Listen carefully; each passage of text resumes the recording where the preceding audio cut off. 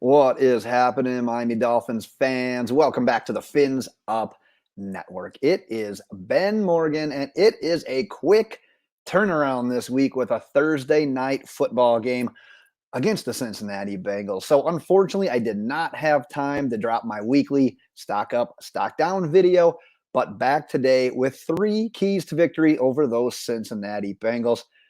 3-0. First place in the AFC East, the only undefeated team left in the entire AFC.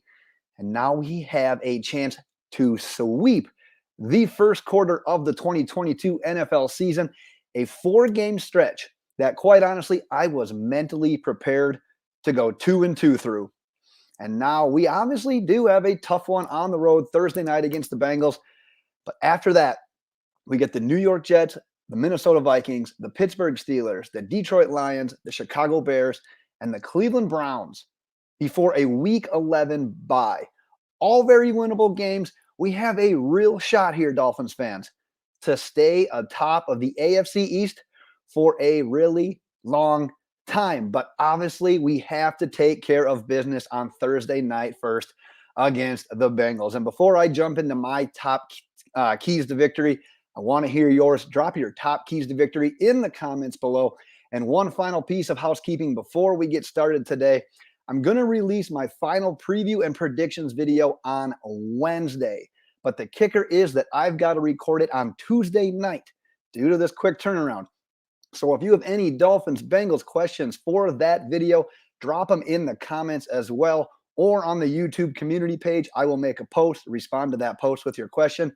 And do it sooner rather than later. I actually do have a couple already, but add more to that because time is not on my side this week with a Thursday night game. But we've done enough. Let's get to three top keys to victory. Easy for me to say.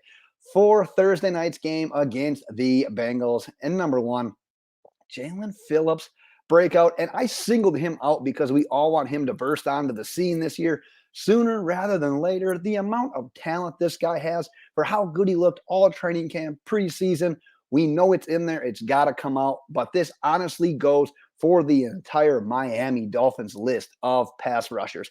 Because through the first 3 weeks of the NFL season, Joe Burrow has been sacked the most times in the NFL, 15 times in 3 weeks. That's an average. Obviously, you can do the math, 5 times sacked per game.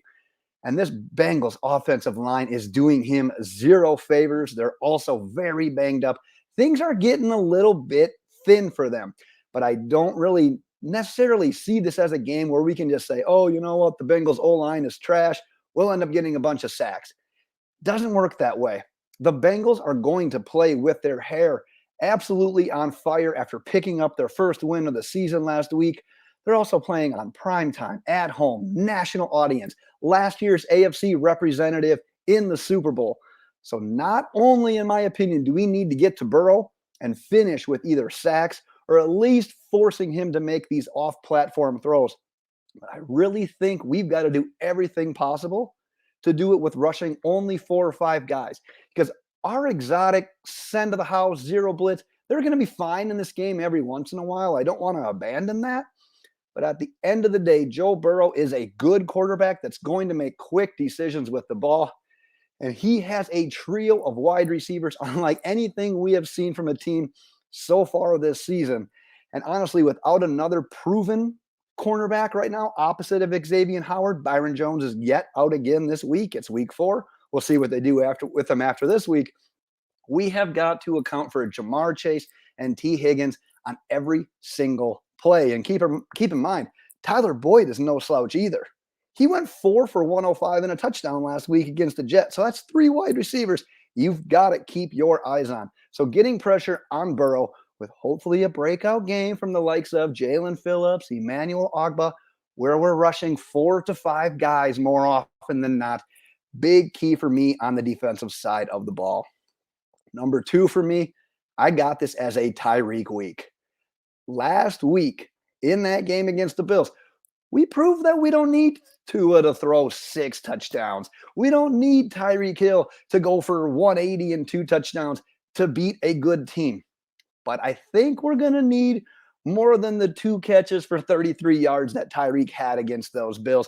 if we're going to keep this win streak rolling. And the best thing, in my opinion, is that Tyreek has already called out Bengals cornerback Eli Apple. And literally, it was already on Sunday after the Bills game. Tyreek was already diving into the smack talk. He gave him the I owe you boy treatment. You'll have to go check out that interview. It was great. So to bring you up to speed, if you're not aware, Eli Apple made a really nice open field tackle on Tyreek in last year's AFC Championship game before halftime, which would have extended that Chiefs lead. Obviously, as we all know, the Bengals came back, the Chiefs lose. So Tyreek doesn't forget, and he says, you know what? It's time for the cheetah to eat. The cheetah is ready to eat. And there's honestly no one on this offense I would rather have playing with an extra chip on his shoulder than Tyreek Hill. I think we see him getting involved early in the game like we did week 1 against the Patriots. I think we'll take some shot plays or at least some second-level routes where Tyreek is the primary option. And I think Mike McDaniel, end of the day, he's going to give Tyreek the chance to take over the game as much as a wide receiver can anyways. But remember, the part of the reason that Tyreek left Kansas City was he thought he wasn't being used enough or properly, and he chose Miami for a reason. And I'm pretty sure that part of that reason was Mike McDaniel saying, guess what, Tyreek? You are going to be a focal point in this offense damn near every week. Now, one thing that the Bengals have for them here right now, they are 14th in the NFL, allowing just under 230 passing yards per game. But here's the real kicker. They are tied for the NFL lead, allowing just 2 passing touchdowns so far through 3 weeks. However, those stats do come with some qualifiers because look at who they've faced. Week 1, Steelers with Mitch Trubisky. Week 2, Cowboys with Cooper Rush, no Michael Gallup. And week 3, the Jets with Joe Flacco. So playing the Dolphins, far and away the Bengals' toughest test so far this year. We know Mike McDaniel has the ability to scheme up plays, get guys open. And as you can read there, I think it is Tyreek week, and I think we get him rolling. And I think that is the key to the game on the offensive side of the ball. And my third and final one, start fast. This may sound simple. This may sound fairly obvious, as you'd like to obviously start every single game fast. But I think the sooner that Miami can get on the board, build up a little bit of a lead, the quicker the defense can lock onto defending the pass, and we can unlock my key number 1 of this video of turning the edge rushers loose. Look, we didn't really have to worry about the Bills running the ball outside of Josh Allen taking off when plays broke down. That ain't the Bengals. Joe Mixon is 3rd in the NFL with 58 rushing attempts. If we can start fast, get up 10 to 14 points relatively early, we can start the process of making what is a well-balanced offensive team become a little bit more one-dimensional. Also, you think this defense wants to play another slug-it-out type of game after being on the field for 90 plays last week? Playing on a short week this week is going to be tough enough on our defense. So building and playing with an early lead may prove to be more important this week than any other week that we have seen in recent history. But that is what I've got for top keys to victory. Like I said, drop your top keys in the comments below. Let's get a Dolphins week 4 victory. And like I said, drop any Dolphins Bengals questions that you would like for that final preview and prediction video. We got a tight turnaround this week, Dolphins fans. So get those added. I will get them answered. And until that video, Dolphins fans, fins up.